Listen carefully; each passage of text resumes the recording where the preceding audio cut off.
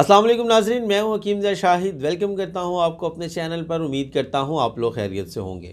एक बार फिर एक नई वीडियो के साथ, एक नए नुस्खे के साथ आपकी खिदमत में हाजिर हूं। जैसा कि आप जानते हैं कि आजकल ख़वातीन के मुतालिक ही हमारी वीडियोज़ आ रही हैं, तो आज की वीडियो भी अमराज़ निस्वा के मुतालिक होगी।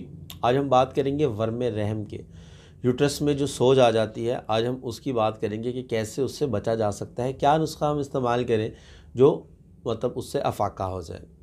तो सबसे पहले अगर थोड़ा सा तारुफ़ कर लें इसका कि मतलब कि ये हो क्यों जाता है, तो सबसे पहले तो अगर अय्याम की ख़राबी हो, मतलब कि मेंसेस प्रॉब्लम जिन ख़वातीन को हो जाता है उनमें ये हो जाता है, या फिर सर्दी लग जाना या बारिश में भीगना और अय्याम हैज़ के दौरान सर्दी लगना, उस वजह से हो सकता है। कसरत जमा इसकी वजह बन सकती है, या फिर गैर फितरी मतलब तरीके से अगर हम बिस्तरी कर ली जाए तो मतलब वर्म रहम हो सकता है। या फिर छोटी उम्र के अंदर मतलब जब मतलब वज़ा हमल शुरू होता है, जब हमल ठहर जाता है, उस दौरान बेएहतियाती बरती जाए तब भी ये मसला देखने में आ सकता है। या फिर कोई रहम के मकाम पर कोई चोट लग जाए तब भी मतलब ये वर्म देखने में आ सकता है। अब अगर अलामात की बात कर लें इसकी, मैं मुख्तसर से आप लोगों को बताता हूँ ताकि वीडियो जितनी छोटी बने आप लोगों को देखने में आसानी हो। तफसील से बात करें तो एक वीडियो 10-10, 15-15 मिनट की चली जाएगी। तो मेरी कोशिश होती है जितना मुख्तसर हो और आपको नुस्खा दे के मैं आपसे इजाज़त लेके मतलब अल्लाह हाफ़िज़ कर दूँ। तो जनाब अगर अलामात की हम इसमें बात कर लें तो पेड़ों के मकाम पर और जो कमर होती है इसमें बड़ा शदीद किस्म का दर्द होता है। टांगें मतलब ख़वातीन जो है मतलब बैठ नहीं सकती पाँव के बाहर, को ऐसे लगता है जैसे कुछ चीज़ वज़न पड़ रही है या कोई चीज़ बाहर निकल जाएगी। और हम बिस्तरी के दौरान जो है तकलीफ़ की शिद्दत में बहुत ज़्यादा इजाफ़ा हो जाता है।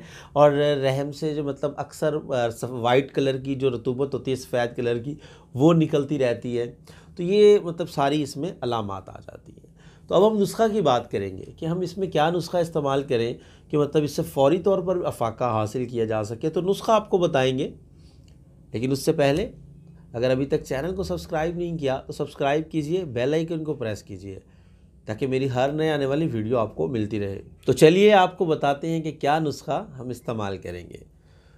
तो नंबर 1 पे हम लेंगे मकोदाना, नंबर 2 पे हम लेंगे गुले सुर्ख, और नंबर 3 पे हम लेंगे सौंफ। अब इनकी मिकदार क्या रखनी है कि आपको एक दिन की मैं मिकदार ख़ुराक बता रहा हूँ कि आपने 3 ग्राम सौंफ लेने हैं, मतलब 1 चाय का चम्मच आप सौंफ लेंगे, 1 चाय का चम्मच लेकिन मतलब गुले सुर्ख जो है अगर इसका पाउडर होगा तो 1 चम्मच होगा, लेकिन अगर पत्तियां होंगी तो आप 3 ग्राम ही लेंगे, क्योंकि 1 चाय के चम्मच में गुले सुर्ख की पत्तियां जो हैं वो 3 ग्राम बिल्कुल भी नहीं आएंगी।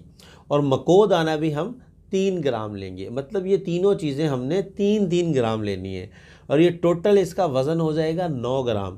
अब आपने ये करना है कि 3 कप पानी डाल लेना है और उसमें ये तमाम की तमाम चीज़ें आपने डाल देनी है।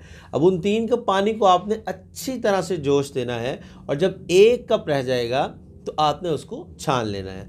और जब 1 कप छान लेंगे आप तो आधा कप उसमें से सुबह और आधा कप आप शाम इस्तेमाल करेंगे खाना खाने के 1 घंटा बाद।